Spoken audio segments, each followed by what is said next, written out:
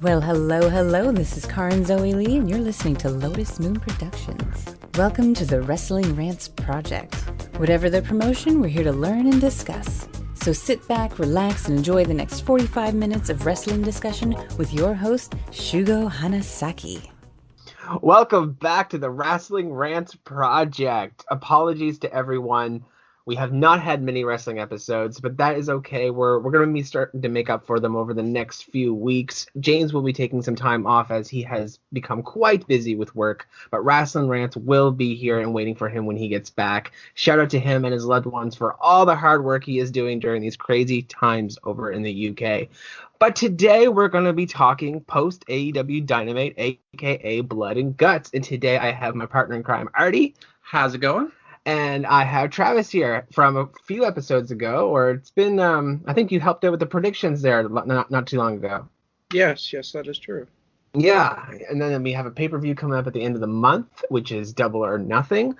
But man, what a show last night. I was on cloud nine. I had an amazing time. There were some crazy matches, and there's some controversy. A lot of people are pissed off at the ending of the Blood and Guts match, but we'll get there. But let's start off with near the beginning of the show. We had Kenny Omega, we had Michael Nakazawa versus Eddie Kingston and Jon Moxley. And now, of course, there were some distractions. You're going to have it. Because Kenny Omega, Nakazawa, the Good Brothers, who aren't so good, mind you. And we had the Young Bucks, and of course they're being super heels. They're trying to get away from the Bullet Club, as we saw on BTE, and they want to be known as the Elite. You know, they're kind of done with the whole Too Sweet sign, which I can appreciate. They're trying to stand out, and that's the whole reason why they left the Bullet Club to begin with in New Japan, was because they wanted to become the Elite, and it was outside of the Bullet Club. Anyway, Jon Moxley, Eddie Kingston versus Kenny Omega, Michael Nakazawa. Michael Nakazawa took some crazy bumps, but I actually appreciated how the entire match went over. Kenny Omega is like, it's not worth my time. He leaves, and he comes back later on after, of course, the match ends. But I mean, even hitting that package pile driver on Michael Nakazawa that Jon Moxley did was pretty good. It was a pretty wild one. Just like all around, just how dastardly of a heel Kenny Omega was being, and like making it look like he was just walking away, but then he comes back with backup just to beat up the Young Bucks, or not the Young Bucks, sorry, just to beat up Kenny or Moxley and Eddie Kingston. Yeah, what do you think? I love that. I love ever since Kenny Omega turned heel, it's been amazing, and that match was just wonderful. Yeah, it really was. And I mean, on the topic of Kenny Omega, that promo that he cut later on in the evening was just absolute mint. First of all, next week we're getting Pac versus Orange Cassidy, #1 contendership. Whoever wins faces Kenny Omega, Double or Nothing.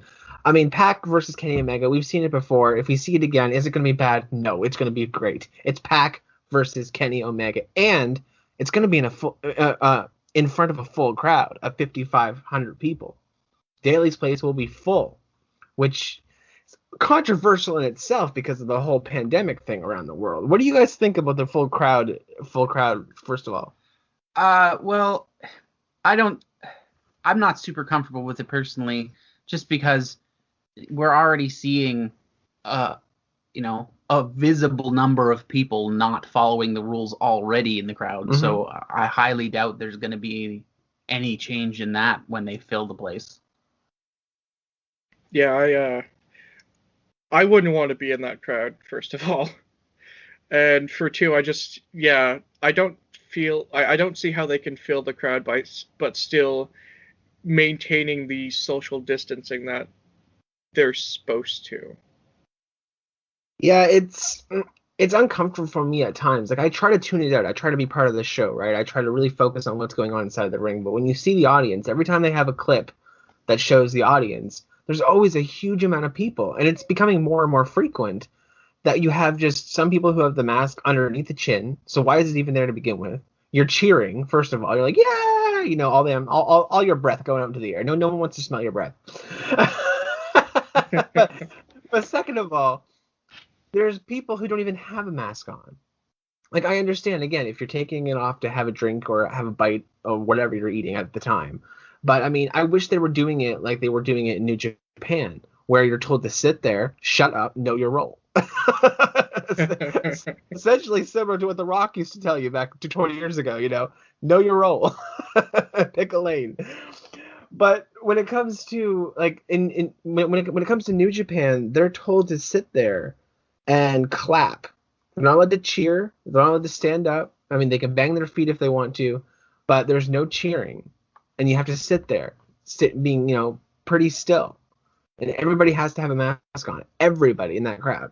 Which is like, they have pretty populated shows, but there's very strict regulations. And over here in the West, it's just not like that. And yes, there are people in the crowd definitely who are wearing masks. It doesn't work if half the crowd isn't. And, every time we cut to commentary, they're like, oh, yeah, we're following social distancing, have all the proper protocols, blah, blah, blah, blah. And I'm like, I can literally see you're not. Yeah, it's like literally the shot before you just said that, there's like a group of people with no mask on or anywhere even visibly that they had a mask. Yeah. So it's really hard at times to get away from that. But, I mean, that's just WrestleMania. I mean, they had 25,000 people, and there were a bunch of people off TV, and some people did get COVID from reports. But I mean, then UFC had a full house not too long ago, and now they're gonna have a full house in the AEW, 5,500 people. So I mean, yeah, it's gonna happen whether we like it or not. So, and these people are taking their own chances. So, well, not to sound rude or mean or insensitive, but it's not our problem. It takes one person to spread it, and they're taking a huge risk. They certainly are. But getting back to Kenny Omega and that promo that we were mentioning, now, Bully Ray, aka Bubba Ray Dudley from WWE, he had some comments on how Michael Nakazawa was being treated with the titles and how Kenny Omega is treating the titles and how Michael Nakazawa came out with all the titles on him essentially except for the AEW Championship. And I can understand where he was coming from. He mentioned how the Impact should be very furious at AEW on how they're treating the titles right now, putting them on someone like a jobber, like Michael Nakazawa, for example. But I can see where he's coming from, but at the same time, I don't see that. And the reason when I say I can see where he's coming from, yes, the titles are on Michael Nakazawa. Yes, I can see that opinion. But at the same time, I get what AEW is trying to accomplish, and I get the character that Kenny Omega is portraying. And essentially, Michael Nakazawa is his caddy. If you're a golfer, you got a caddy, right? Exactly. Someone goes right. Exactly. And Michael Nakazawa is that stooge monkey. He carries everything. He's got the laptop. He's got the headpiece. He's got all the belts. He's just wearing orange Cassidy sunglasses. And he even looked the part last night. Like, he looks like Kenny Omega looks like this dominant mega heel character, and he's got this stooge monkey over here who's carrying literally all of his belongings, right? And it just makes you pissed off more. And he's the collector. He's not going to walk around carrying all this gold. That's going to hurt his shoulders. You don't want to hurt the champion. You don't want to have all that weight. He wants to be, he doesn't want to carry around all that crap. And that's what it is to Kenny Omega. Just crap. They're just titles. It's collectors. They're just toys to him. The AEW championship is what he wants, what he represents, what he cares about. But he's going around showing everybody that he is the top dog in every promotion, right? What do you guys think of that promo last night? Oh, it was absolutely great. I loved just the smugness of Kenny Omega. I 100% agree with having Nakazawa be his little lackey. Yeah. Just how he carries himself with him and just does whatever Kenny says, however Kenny says it, takes the beats, all that, and just goes along with it, laughing all the way, and it just adds to the character so much. Yes, exactly. I loved that promo. Just Kenny Omega being so smug about everything and just nonchalant about all of it. Like he doesn't even care at all. Was just perfect. And yeah. It really was. Go ahead there, Travis. And Michael Nakazawa is really the caddy. Like I could see it from the start once Kenny Omega started gathering those belts. Like he's just the lapdog. That's just, he's the mule that's just carrying everything for Kenny Omega, pretty much.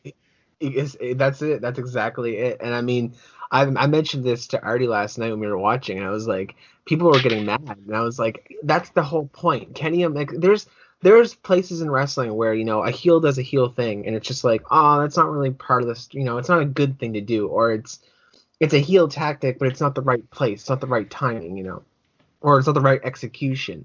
But right now, Kenny Omega is a heel. You're not meant to like him. The audience is not meant to like him. People know this. But he's going to do everything in his power, and these guys are pros. The Young Bucks, for example, have become such annoying heels so fast. So fast. Like, this build with Kenny Omega has been in the making. But the Young Bucks have just switched it, and I think there's something there. I don't know. I have a feeling there's maybe the Young Bucks are playing them a little bit. But they do fantastic storyline, and you got to trust the process. And I told Arty that by the end of this, people are not going to like the Young Bucks. They are not going to like Kenny Omega, and that's the whole point. They are making you not like him. So when Bully Ray comes on Twitter and he's like, "That's not what I like," good. That's what we want. We don't want you to like me, we don't want you to like Kenny Omega. Man, it was perfect, and how he ran down Orange Cassidy. And I mean, we all know what Orange Cassidy's capable of. I mean, Chris Jericho and him had a fantastic feud. We've seen Pac versus Orange Cassidy before at Revolution, right before the pandemic, and that was excellent. They have great chemistry, and honestly, I mean, who do you guys want to win between those two next week? I really, really, really wanted to be Orange Cassidy. Just if for no other reason than that promo that he cut on Orange Cassidy, standing there ripping him down, taking his sunglasses, just dismissing him entirely as a wrestler, and just how absolutely savage that was. I just want them to go at it, because everybody knows Orange Cassidy can go, and I just think that would be an incredible match. Yeah, I have the same feelings about that. Like, I think it'll be great no matter who wins and who faces Kenny Omega, but I really want to see Orange Cassidy in that match, just because it will be so awesome. It really will, and I don't think we've had it yet, have we? No, I don't think so. I don't think so. No, I don't think they're fun. I don't think we've had it, and I mean, it's also promoting a healthy body, a healthy life. We have omega-3s versus vitamin C. So I mean, it's good. It's good for the environment. It's good for the pandemic. It tells everybody to make sure to take your vitamins. We had Hulk Hogan in the 80s talking about taking your vitamins. Well, now in 2021, we have omega-3s and vitamin C facing off each other. It's great. It's good for all the little kiddies. He's even got three different promotions championships, so omega-3. There you go. And depending on how far this goes and how many titles he might be omega-369. Oh my, that's bad. That's some premium cheese right there. That is. Tony Khan ever hear this? I demand a bottle of wine. No, I'm looking forward to Orange Cassidy versus Kenny Omega. Now, I mean, they could go the route of Pac, but the interest of seeing Orange Cassidy versus Kenny Omega, I think a Double or Nothing, is way higher than Pac versus Kenny Omega, and that's no knock on Pac at all. But the fact that we've seen it already, and that promo that just made you want Orange Cassidy just to smack Kenny Omega in his smug face. Now, obviously, I think we're all on the same page here that if it does turn out to be Orange Cassidy versus Kenny Omega, Orange isn't going to win. Oh God, no. No, he's not going to win. There'll be some really close moments, I think, where you're like, oh, is he gonna? He might be, and then no. Would you want him to win? I don't think I would. It's tough because on one hand, Kenny Omega still has other titles right now. Yeah. And as far as I know, with AEW, they do rematch clauses. Sometimes, depending on the story. Yeah. So if he did lose it, it might just be like a hot shot it back and forth once, just to be like, oh, and then no. But I think that's a long shot. Yeah, I have no doubt that I don't think Orange is going to win at all. Like, he is not. Yeah. It's going to be a good match, but at the storyline that's going, he's not going to win. Yeah, I don't think he'll win either. Yeah, for sure. But that's the match I want to see more than anything, because Orange Cassidy just stood there and took it. Like, he just stood there for a good 2, 3, even 4 minutes, and just Kenny Omega ran him right into the ground. And it was brilliant. It was awesome. Now, speaking of the Elite 2 and the Young Bucks, next week they'll be facing SCU. SCU won the 4-way match there for the number 1 contender spot, even though they were already at the top of the card to begin with. But it was all the top tag teams, kind of like what they're doing with Pac and Orange Cassidy. But we knew going into it last week, we all said to each other, SCU's winning. Like, SCU was going to win. And if they lose, they will be splitting up as a tag team. Now, this is interesting because I thought they would have it at Double or Nothing. I thought it would be the Young Bucks versus SCU at the pay-per-view, and then that's where SCU would break up. I can't see SCU beating the Young Bucks unless, speaking of rematch clauses, SCU does beat them next week. They do become the 2-time AEW Tag Team Champions. And because they are the first ever AEW Tag Team Champions, like, don't get me wrong, don't get, like, the audience, don't get them wrong either. They are the first ever crowned AEW Tag Team Champions. There's a big deal here. And for them to face the Young Bucks now in a heel fashion, because before they've been friends for the longest time, and Christopher Daniels came out, what was it, last week or the week before? I think it was last week. Yeah, he just slammed right into the new behavior of the Young Bucks. So it could be in a way where the Young Bucks lose next week and SCU does get the titles, and then they lose them at Double or Nothing. So we have them face each other again, and the Young Bucks get the titles back. But I don't know if that's worth it. But I thought this whole SCU breaking up thing would have gone on a little longer. So this is where I'm confused. What do you guys think? I mean, to go with your rematch clause thing, if they win the titles, does that stop their breakup? Like, where they said they were going to break up if they lose, is it until they get the titles? Like, once they get the titles, if they lose the titles after they've gotten them, do they still break up? Like, is it? I think they said if they lose ever again. Okay. Yeah, I'm pretty sure. So what do you think, Travis? I have no really idea, like, what could happen. Like, I think it would be, cool if they got the titles again, but I don't want them to keep them for long. Like, the Young Bucks need to have the titles right now, just for, being in the Elite and being with Kenny Omega. They're holding the titles. It makes sense. But I don't really want to see SCU break up just yet.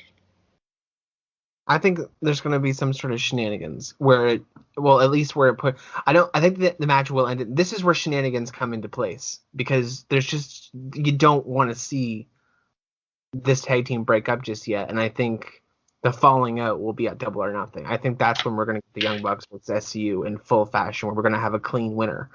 Or even, it'll be a clean win. Like, the Young Bucks will win with whatever will move. It'll be a 1, 2, 3. But I think it'll be super heelish. But I mean, what better way to make you hate the Young Bucks even more? Like I mentioned before, the Young Bucks are gonna make you hate them. And what better way for you to hate the Young Bucks than to make them break up SCU? So I kind of think that because I'm pretty sure the Good Brothers would get involved, because the Elite. Yeah. I think that would be, if you're gonna lose, if they're not gonna get the titles, but they still want to keep going with the story and all that stuff, I think having the Good Brothers come in and cost them the match would be a good way to say, hang on, that was shenanigans. We're not done with you. We're not breaking up because you guys cheated. Maybe, but they could have they could have honor. They could be a man of their word, and they could, whether they lose by shenanigans or not, who knows? It's an interesting. There's quite a few directions that they could go through here, and I'm trusting the process. So, Young Bucks versus SCU next week for the Tag Team Championship, and also what's happening next week and another championship is Miro versus Darby Allin. Again, another thing I thought I would see at the pay-per-view, because we have Scorpio Sky, we have Ethan Page circling around the whole Sting Darby Allin thing, throwing him down on concrete stairs. Good Lord, you can't fake that. That's gonna hurt. I have fallen on concrete. I have fallen over on concrete, not up any steps. Just on concrete sucks. So,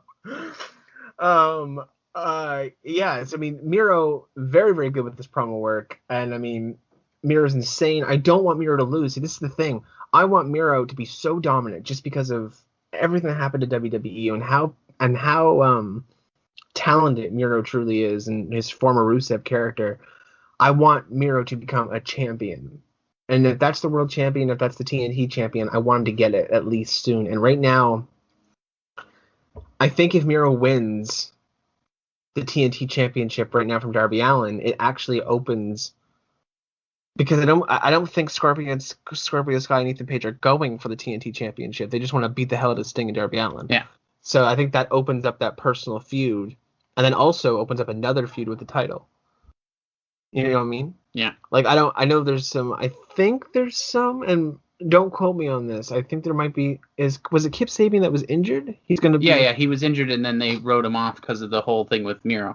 But wouldn't it be fascinating, though, if Kip Sabian came back before Double or Nothing and challenged Miro at Double or Nothing for the title? Yeah. Because then you could have the tag team match between Sting and Darby Allin versus Ethan Page and Scorpio Sky, and you could have Kip Sabian versus Miro for the TNT title. That sounds like a good direction to me. What do you guys think? I'd be down for that. Yeah, same. Now, do you want Miro to beat Darby Allin next week, or do you want him to retain? Like, this is just, hypothetically thinking of the best routes of where this feud could possibly go. I think for Rusev as a character, Or Miro. I'm so used to him for so long, but I think as his character is right now, he has to win. It'd be just absolutely destroy Darby Allin and win, or if he's not going to get the title, if that's not the plan, he has to beat Darby Allin so bad he gets himself disqualified. Yeah, that's a good shit. Yeah, exactly. You guys feel the same way about that, do you? Yeah, Miro can't lose clean. I don't even want Miro to lose dirty. I don't even want some shenanigans to happen and have him lose just or dominate. whatever. If he's gonna be disqualified and not get the title in some way, it has to be from just wrecking Darby Allin. Yeah, because Scorpio Sky and Ethan Page, they wouldn't cost Miro the title. I don't think they would do that. Miro would eat them. Yeah, yeah, they would. And again, their beef is with Sting and Darby Allin right now, not Miro at all, right? Yeah. I mean, or Kip Sabian costs Miro the title next week. Yeah. But then again, I just prefer the TNT Championship having its own feud right now, being defended, because there's a few different ways. Who knows what'll happen, but I am looking forward to Miro versus Darby Allin. That's going to be a hell of a match. How it ends, it's going to be a hell of a match. And speaking of championships at Double or Nothing as well, we have finally Dr. Britt Baker, DMD, facing Hikaru Shida finally for the championship.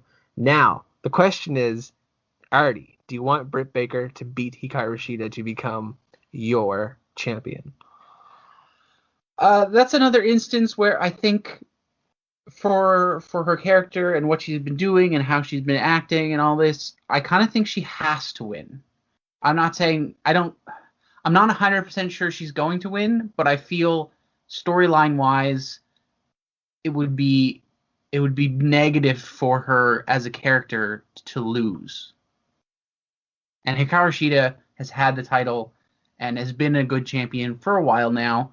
And if anybody's going to beat her for it with the current roster and who's doing good and all this stuff, I think Britt Baker should win it. What about you, Travis? I feel the same way. I want Britt Baker to win this. I feel like she would be an amazing champion. Yeah. Because she's just such a heel. It's so perfect.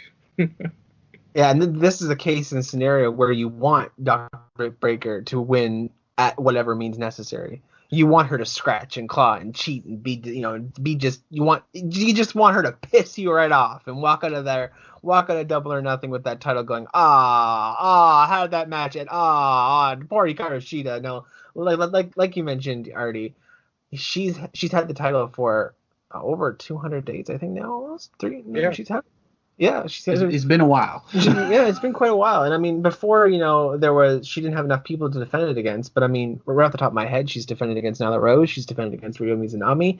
She's defended it against Abaddon. I really thought Ryo Mizunami was going to get it. I did too. Yeah, I did too. And she's got a lot of charisma. I really like that Ryo Mizunami. I hope they do more with her on the main shows. But right now, she's excelling on Elevation on Mondays and Dark sometimes. But I mean, she's been a great champion, and I love Hikaru Shida, but Britt Baker has got to get that championship and just piss off the women's division. Just own it, and then we can see some more matches with Britt Baker versus whomever. I bet Thunder Rosa would probably come back into the picture. Didn't Hikaru Shida get the title at Double or Nothing last year? Was it Double or Nothing last year that she got it? She beat Nyla Rose for it, right? Yeah. Yeah. That's full circle. Yeah. I mean, I remember it because the size comparison where the title looks normal size is on her, but on Nyla Rose it looks like a toy. It looks like a toy on everybody, that tiny title. They got to make that bigger. I will never stop ranting about that. You brought up the size. Now look what you've done. You opened up a hornet's nest now. I think it's cute. I think it's so adorable. Yeah, and that's what you want for your championship. Oh, your championship? It's so cute. It's so cute. That little championship? Oh my god, look at you. Look at your little scout badge. Oh, it's so cute. That's what you want for your championship. Yeah, that's it. Yeah. I don't even think Nyla Rose could wear it. No. Just make it as big as the AEW championship. That's one thing I can say that I love about WWE is that both championships look the same size, So I mean, the NXT UK championship is beautiful. I love the championships on NXT UK. They're really nice. But yeah, so Britt Baker, we're in agreement on that with Hikaru Shida. But I love Hikaru Shida, and eventually, I think she'll get it back. Maybe not from Britt Baker, maybe from Britt Baker. I don't know, but you'll definitely see her being a 2-time champion at some point. She's been fantastic. And the final thing, before we get into Blood and Guts, is next week another championship is going to be on the line. And that is the IWGP US Championship. Jon Moxley versus Yuji Nagata. Oh, that promo was beautiful. We just learned about that 2 weeks ago, and within a week, they made that ultimate promo video to show everybody who Yuji Nagata is. I've heard the name, but I've never really seen him wrestle, so I'm in for a treat. We're all in for a treat next week. Everybody's in for a treat. But if you know who Yuji Nagata is, and if you've watched New Japan for a decade like a lot of people have, you would be super excited, and I'm super excited for this match. I don't even know, I've never watched the guy wrestle. I've just seen the videos. I've known his status. I've known the name, but I've only gotten into New Japan in the last few years. So the fact that he's, again, I think he's 53, Yuji Nagata. I think they said he's in his 50s, but the fact that the IWGP US Championship from New Japan is being defended on AEW Dynamite TV is insane in itself, and I love it. I love the fact that the Forbidden Door is being toyed with right now, because everybody's like, oh, the Forbidden Door is open, who's gonna come over, but they're slowly bringing in people. It's like, oh, you think you're gonna get this powerful megastar, but then you get this other megastar, because Yuji Nagata was a big star. You know, he's got a lot of history behind him. He's a 2-time IWGP World Champion, right? So he has a lot of, and he also has a lot of other championships under his belt from New Japan as well. So what do you think about this, Travis, next week with Jon Moxley? I am super excited for it. Now, do you think Jon Moxley will lose the title? Yes, I do. Now, do you think it'll be clean, or do you think it'll be because of the Kenny Omega nonsense? I think, I actually don't know. I did, Kenny Omega interfering didn't even pop into my head until you said it, but actually I could see that. I could see that happening. I feel like the belt needs to be taken off Jon Moxley just to, you know, put it somewhere else, because nothing's been done with it for so long. But yeah. Yeah, I definitely respect the fact that they've been kind of showing the belt a little bit, and I wish Jon Moxley walked out more with it, but like he should be walking out every single week with that belt across his shoulders or waist or wherever you want to put it. But they're not for some reason, and I don't know if that's because maybe there's an agreement there, maybe behind the scenes, that you can only show the belt on TV a certain amount of times. I don't know. So I don't know what's going on there. I don't know why they're not showing the belts every week. It's like with Kenny Omega. He had the AAA Omega title, but he never comes out with it. He only started really coming out with it, or he came out with it on Dark a few times. You know what I mean? So it's very strange on when they decide to come out with the title. They should always have the title on them. But that's just a personal preference. When you're a champion, it doesn't matter where you go. If you have permission to have that championship on that show, you should be wearing that championship all the time. Maybe oh, go ahead. Yeah, because it's just like where, you know, you have a championship and everybody knows that the companies are working together in at least some capacity. Yeah. So if you know that this person has a championship, why don't you just walk out with the championship? You know, it doesn't do anybody any favors to not do it, because one, your champion isn't displaying their championship, and two, that's cross promotion. Why wouldn't New Japan want other people to be like, oh, that's a New Japan title, I need to go look up some more stuff about New Japan, because maybe someone isn't a New Japan fan. Maybe they only heard about it and they're like, oh, I really like Jon Moxley and he's this champion from this other promotion. Now I have to go see this other promotion and see what they do there with that championship. Yeah, you were going to say something there, Travis. I was going to say maybe they're just trying to keep it so that, they only bring it out when it's relevant. That could be a thing.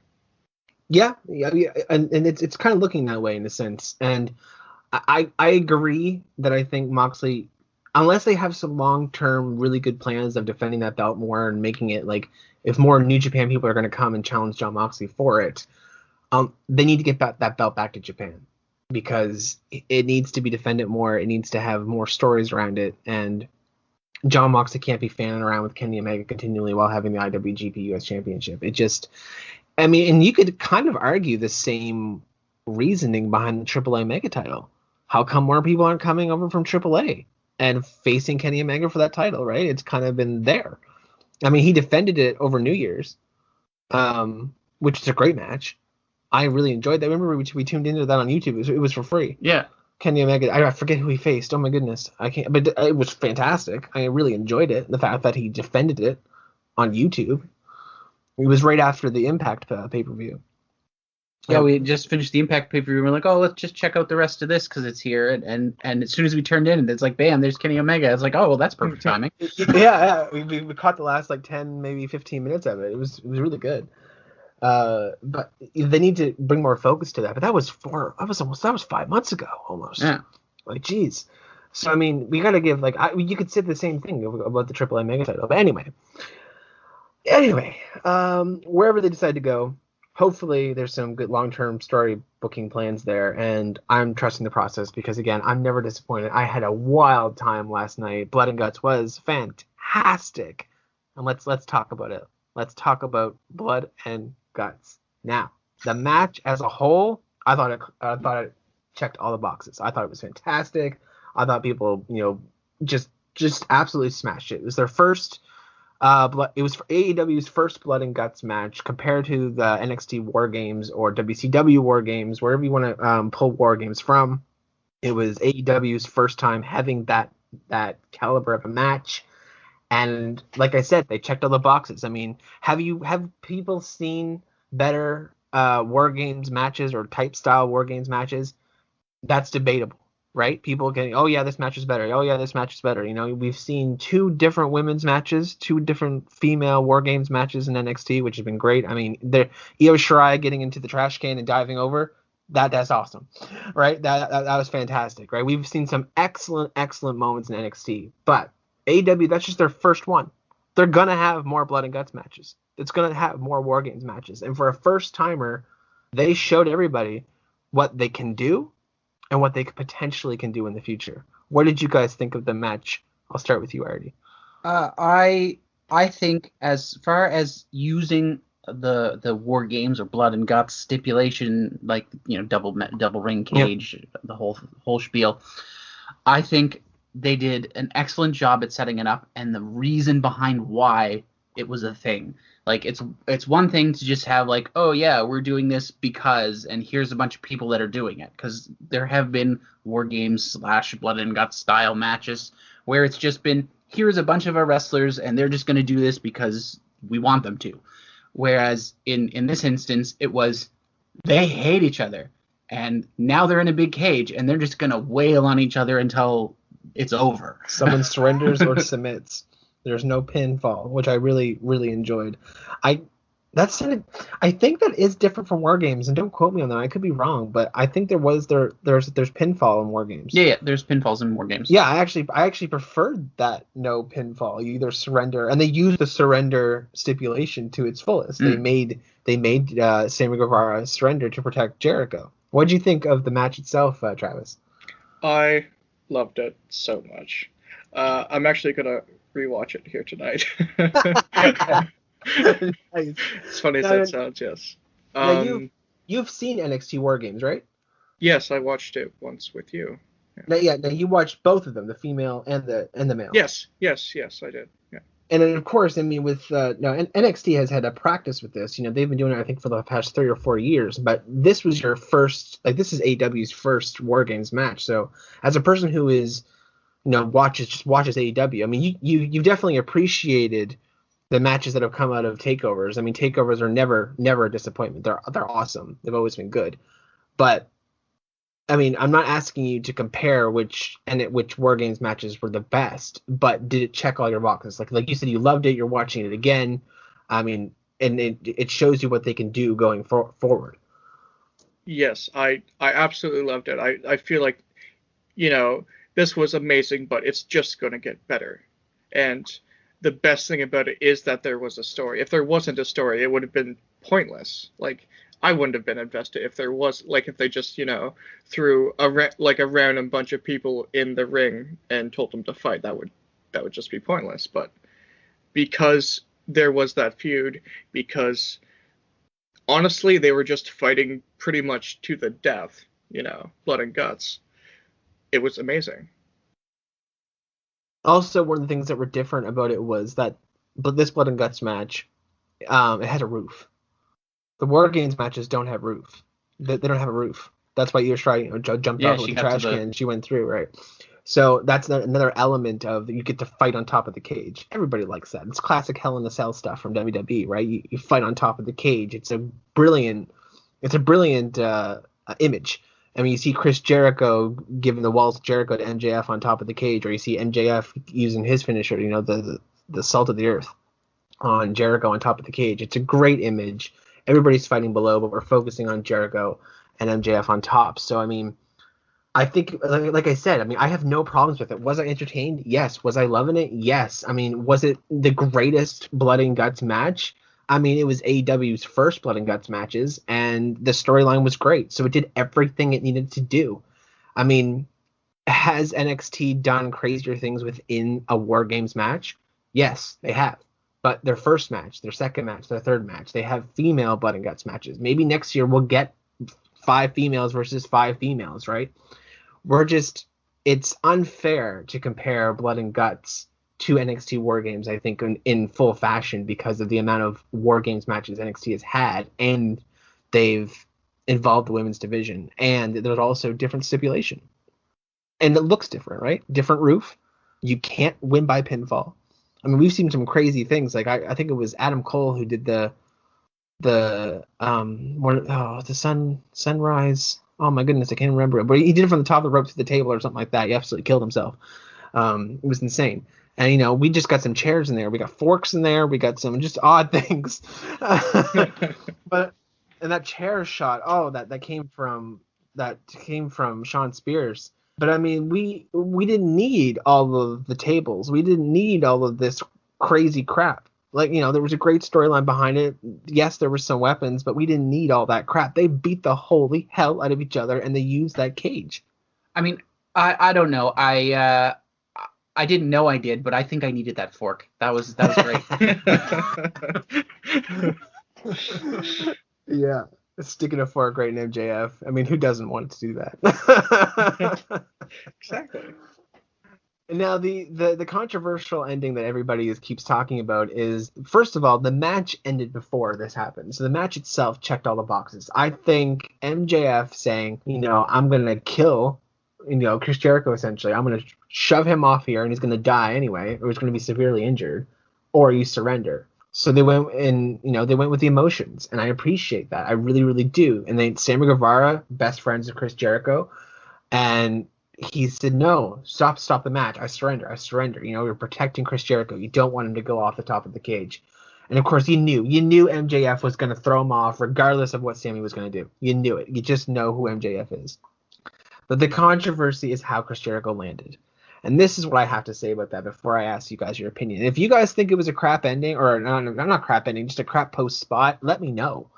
But how I feel about it is I think it did everything it needed to do. Chris Jericho is 50 goddamn years old. He has nothing to prove to anybody at this stage in his career. It was a great looking spot.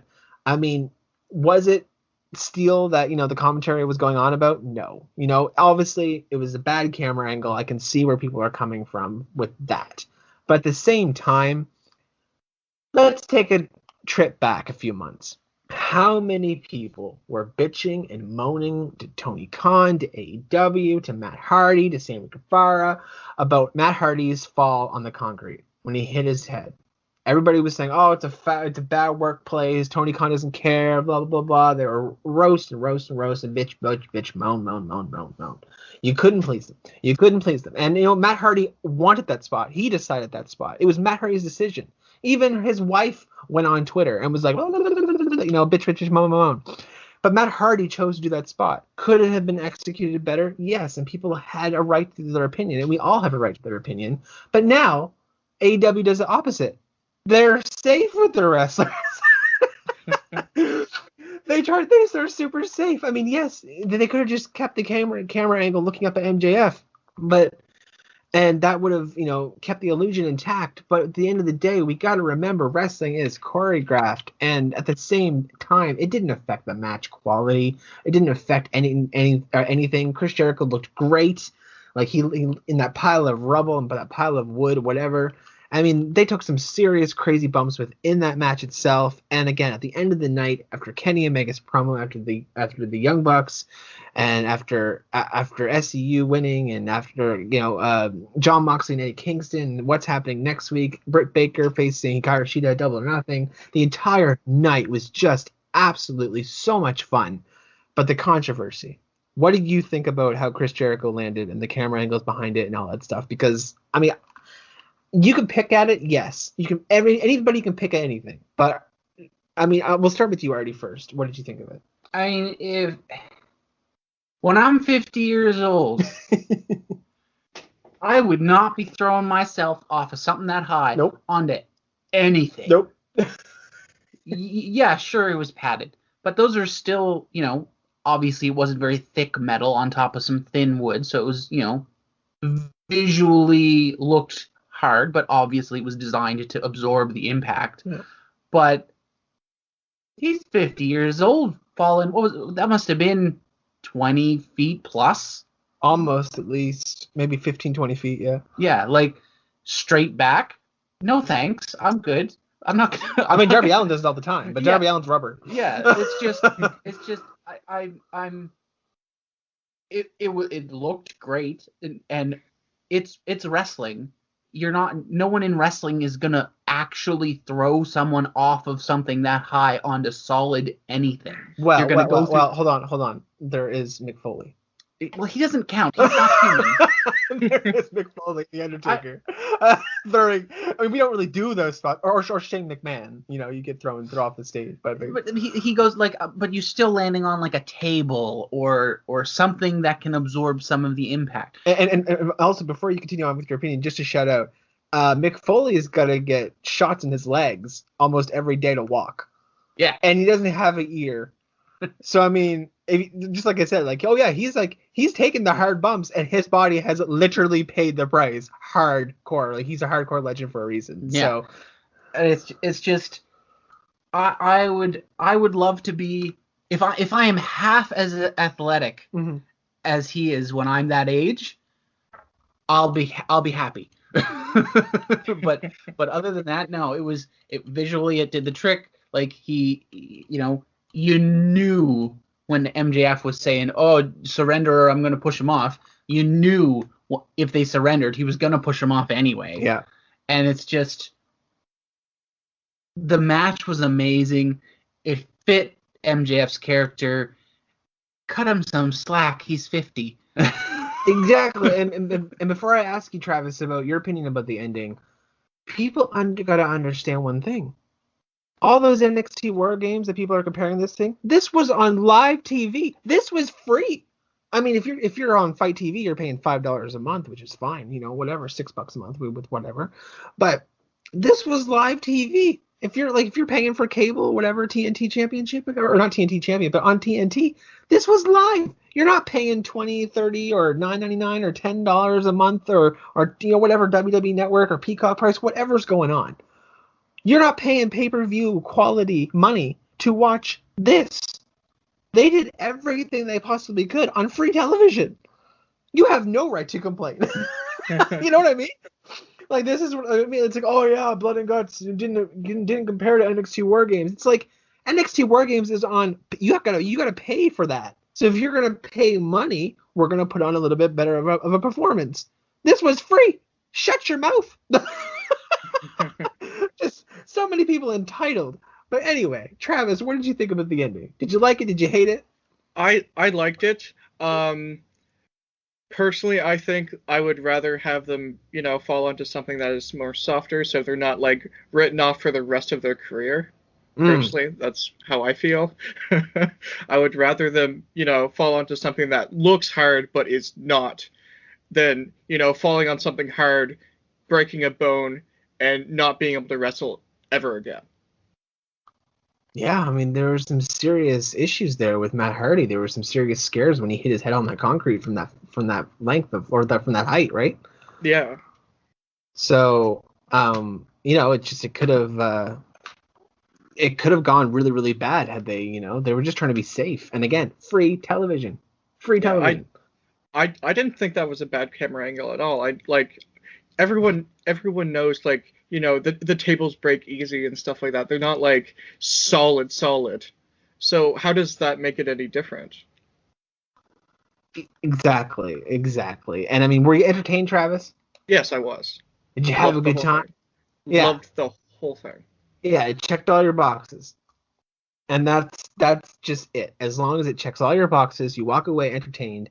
I'm not going to sit here and pick at certain things. I mean, there was things on the show. I mean, other people, you know, again, if you watch, definitely shout out to Simon Miller 316 for doing ups and downs and everything, because I watch ups and downs all the time, and I've spoken to Simon Miller. He's a great chap, great guy. But I mean, he gives a lot of ups to AEW ups and downs, you know, a lot of ups, and I can see definitely where he's coming from. But were there things that I could pick at? Yeah. Were there things that he could pick up? Yeah. And he only gives downs to things that he finds that are crap to him. And I mean, we didn't mention the QT Marshall Cody Rhodes feud. Really, we didn't, because I mean, the three of us thought that, you know, we weren't fully invested into it, but we like certain things surrounding it. But, you know, Cody Rhodes selling the figure 4. He's been selling that more and more and more. But we're not. Those were things that we could pick at, right? There's always things that we could pick at in the show. But for the most part, from start to finish, that show was excellent, and it made you super excited for next week. And even before last week's episode, we were talking about how we were excited for 2 weeks from now. Because last week they mentioned about the IWGP US Championship being defended next week. And that was 2 weeks ago. So already we were super excited about not only Double or Nothing coming up at the end of the month, but we were already excited for an episode after an episode. This company continues to keep you excited and continues to keep you involved. But with that, we have run out of time. We'll wrap things up. Thank you both for coming on and discussing AEW Blood and Guts. Not a problem. It was a blast. Yeah, thank you for having me. Yeah, for sure. And I mean, maybe we'll have you back during predictions for Double or Nothing.